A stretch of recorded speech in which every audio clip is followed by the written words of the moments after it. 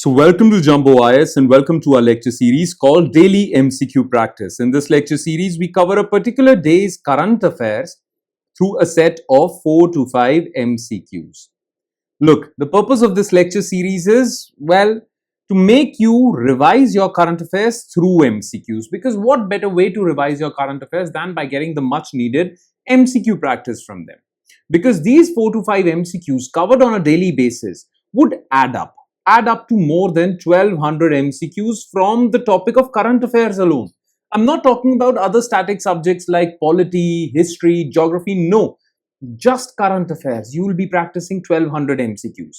And ask any successful aspirant, they would tell you that 1200 MCQs from the topic of current affairs alone are more than sufficient for your prelims examination. You wouldn't have to worry about your current affairs portion when it comes to prelims examination. So follow this lecture series regularly, be consistent with it, make it a part of your daily routine. Alright, let's begin today's session with question number 1. So consider the following statements regarding the pesticide market in India. The largest market share in India belongs to herbicides, followed by insecticides and fungicides. Domestic pesticide companies have a bigger market share in India than multinational companies. Lack of availability of farm labor and high labor cost have reduced the demand for herbicides. Okay. Now look, pesticides are those chemicals that are applied on plants or crops basically. Okay, farmers apply these pesticides on crops to prevent them from catching any plant disease or to prevent insects from eating these crops, because these things harm farmers. Yield losses happen, right? Now pesticides are of 3 types.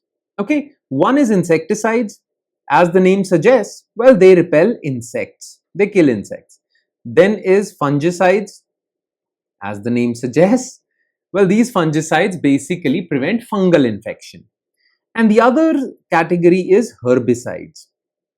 The thing is, well, sometimes in the farm fields, in these farm fields where farmers grow these crops, well, plant weeds start to grow. And these weeds actually suck all the nutrition and water from the soil, leaving very little amount of nutrients and water for the crops. This leads to yield losses, right? That is why herbicides are applied to kill these weeds so that crops can get all the nutrition and water they require, right? Now, when we talk about market share of all these pesticides, the highest share belongs to insecticides. Okay, they have rank 1. Then rank 2 belongs to herbicides and rank 3 belongs to fungicides. So first statement is false. Okay, largest market share belongs to insecticides, not herbicides. Then within this entire pesticide market, Indian pesticide market, the dominant chunk lies with multinational companies. Multinational companies have a sort of monopoly when it comes to pesticide market in India. Domestic companies are coming up. There are many new companies that are coming up and some older companies are basically increasing their market share. But the field is still dominated by multinational companies. Okay, so this statement is also false. Now the thing is, well, for weeds, we use herbicides, right? Now the traditional method of removing weeds is through manual labor. Okay, farmers hire laborers and these laborers, well, remove these weeds manually, either through hand or simple tools. Then there are mechanical tools also, power weeders, that also remove these weeds. Clear? Now power weeders, these mechanical tools or mechanical machines are not that successful. Okay? And manual labor has now become costly and there is lack of availability of labor. That is why farmers are now applying herbicides. Manual labor extracts or pulls out these weeds by hand. Herbicides just kill them. Now, because labor is expensive, farmers are applying herbicides, right? So, third statement is false because lack of availability of farm labor has increased the demand for herbicides. Okay, so all statements are incorrect. The answer is D. Clear? Question number 2. Which of the following is correct regarding rhino poaching in the world? High demand for rhino horns in traditional medicine of various Asian markets has contributed to increased rhino poaching. Dehorning of rhinos reduces poaching incidents, but it impacts the ability of rhinos to socialize. There is no international agreement that prevents illegal wildlife trade, and countries are fighting against this by their own domestic laws. Okay. Now you see, rhino population is dwindling every year. Okay. At the beginning of 20th century, well, total number of rhinoceros that were found in the world were 5 lakh. Now there are just 27,000 of them. Okay.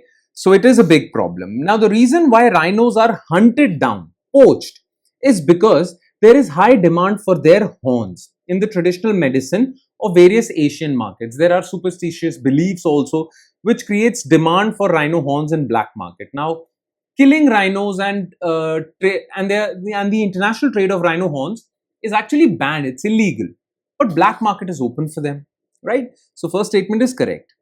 Now, the way through which many countries have tried to reduce poaching of rhinos is by dehorning rhinos, surgically removing horns from rhinos. Now, this definitely reduced hunting of rhinos, but it also basically impacted the ability of rhinos to socialize.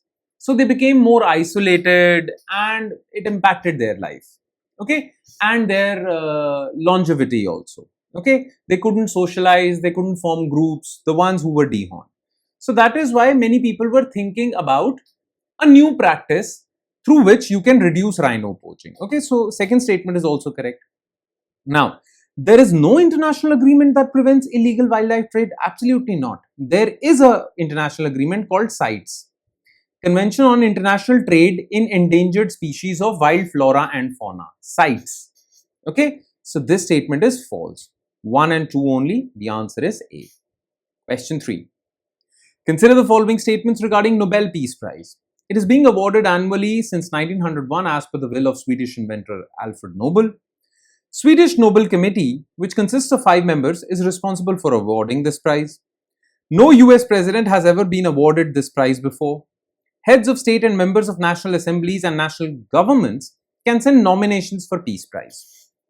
Okay, so Nobel Peace Prize is one of the 5 prizes that are distributed every year as per the will of Swedish inventor Alfred Nobel. The other 4 are Nobel Prize for Physics, for Chemistry, for Medicine, Physiology or Medicine, and the other is Literature, right?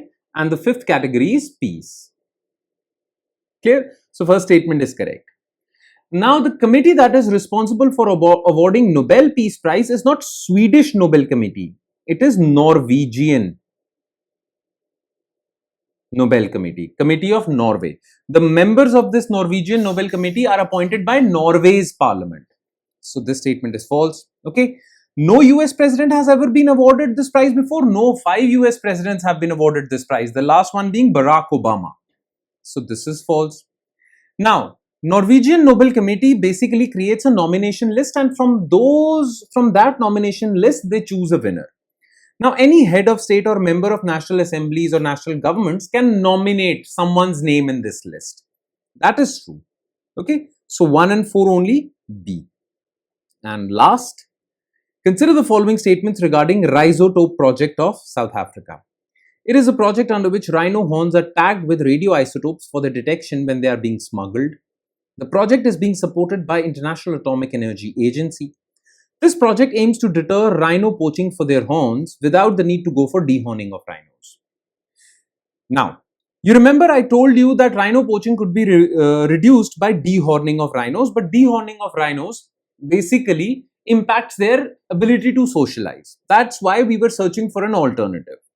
One alternative is the Rhizotope project. What happens is that rhino horns are injected with radioisotopes.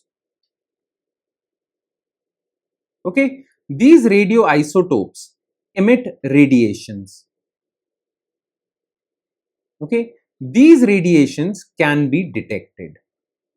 So whenever there is a criminal organization which has hunted down a rhino, extracted its horn, and now they are smuggling this horn out of the country, well, at the airports, seaports, there are detectors which would detect this horn and catch them. Okay, so this is the project. Here, Rhizotope project. So first statement is correct. This project is basically spearheaded by a South African university. Okay, But South African University is being assisted by International Atomic Energy Agency. This statement is also correct. And third statement is absolutely correct. So all statements are correct. The answer is D. Clear? And with that, we conclude today's session. Thank you so much for watching, everyone. And I'm sure it has added value to your preparation. But it would add more value if you revise this lecture as well. And by revision, I mean taking a good look at written detailed solutions to each and every MCQ we just discussed. These solutions are available in our notes, and these notes are shared on our Telegram platform. The link to our Telegram channel is provided in the comment section just below this video. So do check that out. And on that note, I'll be signing off with the promise of seeing you again with another set of MCQs. Thank you, everyone.